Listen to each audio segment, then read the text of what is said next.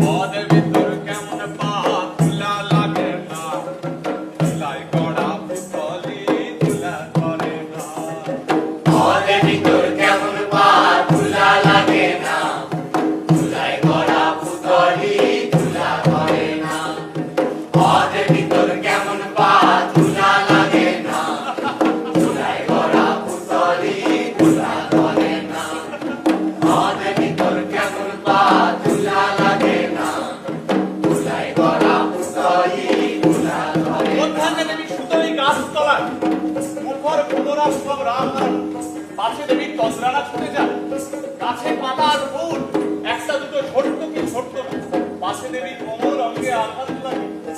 আর এই সেই সরস, আরে এদিকে এসো দেখো, এই সেই পবিত্র কুণ্ড। সায়ান্নে দেবী গাছ তো এই কুণ্ডের জলে, চার ধারে পাখিরা ওড়াউড়ি করতো, কলকল করতো। পাছে হঠাৎ কেউ এধারে এসে পড়ে দেবীর চান করা না দেখে ফেলে।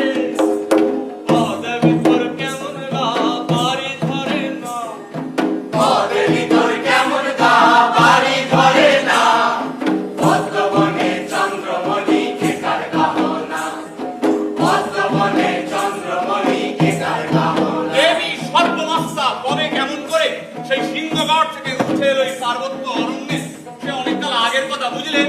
ভারতবর্ষে তখন ইংরেজের দাপট, ওই যে ইস্ট ইন্ডিয়া কোম্পানি আস্তে আস্তে রাজত্বের শেকড় ছড়াচ্ছে।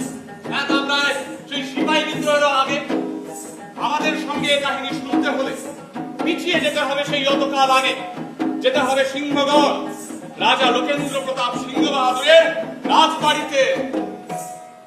পদের ভিতর কেমন পা তুলা লাগে না, তুলাই গড়া পুতলি তুলা ধরে না। পদের ভিতর কেমন পা তুলা লাগে না, তুলাই গড়া পুতলি তুলা ধরে না। পদের